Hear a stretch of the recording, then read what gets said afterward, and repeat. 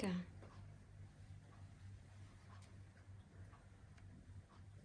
Bapak dan Ibu Dewan Juri, perkenalkan saya Shinryu Aditya Viryajaitu, pelajar kelas 8 SMP di Surabaya, yang sangat yakin bahwa Indonesia belum menjadi negara maju sampai saat ini karena terlalu banyak koruptor. Perjuanganku lebih mudah karena mengusir para penjajah, tetapi perjuanganmu lebih sulit karena melawan bangsamu sendiri. Merupakan cuplikan pidato Insinyur Soekarno pada tanggal 10 November 1961 yang benar-benar mencerminkan kondisi bangsa Indonesia pada zaman sekarang ini. Kita mewarisi warisan yang diturunkan oleh pendiri bangsa kita, warisan alam kita yang sungguh-sungguh kaya, warisan keberanian ketika mereka berjuang tanpa gentar mengusir para penjajah, warisan persatuan ketika mereka menggabungkan berbagai suku, budaya, agama dan ras dalam satu nama, Indonesia.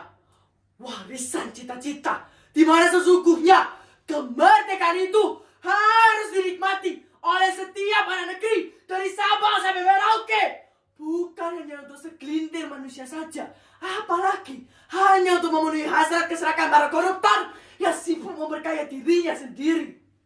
80 tahun Indonesia merdeka, mungkin bangsa ini sudah mulai merasa tua dan kerap mengalami amnesia sejarah.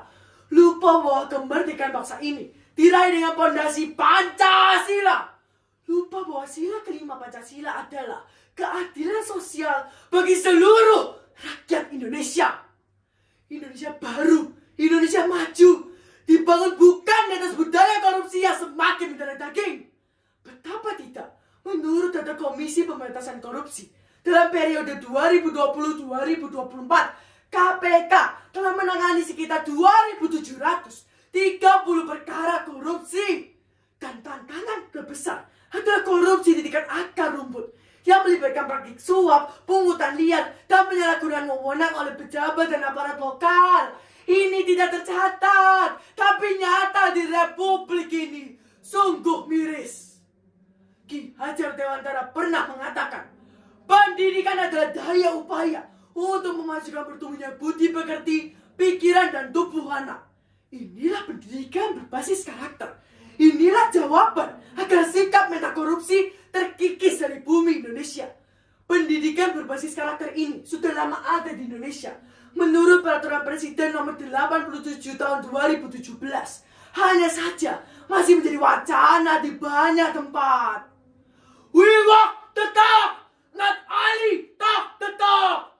Papa, Mama, Bapak dan Ibu Guru, tolong bantu kami. Selalu pegang tangan kami, selalu kukuhkan kami, dan selalu berikan kami contoh agar kami tidak membiarkan saja ketika ada sampah di sekitar kami, agar kami justru tidak bangga ketika berhasil mencorangi hasil, agar kami merasa malu ketika mendapatkan sesuatu yang bukan hak kami, dan agar kami bisa merasa bangga bisa menjadi bagian di Republik ini.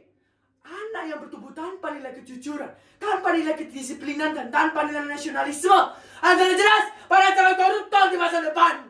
Dan jika kita adalah calon ayah dan ibu di masa depan, maka sudah jelas karakter mandiri untuk menumbuhkan karakter-karakter baik lainnya harus dimulai dari diri sendiri.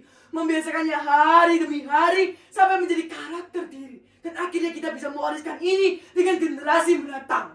Jika 2045 nanti Indonesia Emas hanya jadi wacana, korupsi masih menjadi tuan rumah di Indonesia, jangan salahkan pendidikan dan pemerintahan, jangan salahkan pemuka agama. Jelas itu salah kita jika kita tidak pernah membiarkan nilai-nilai baik bertumbuh di rumah kita masing-masing. Siapa yang menanam, dia akan menuai. Tanam warisan kebaikan mulai dari sekarang, agar kelak kita bisa merayakan warisan kebaikan ini dengan generasi mendatang, dengan menyongsong masa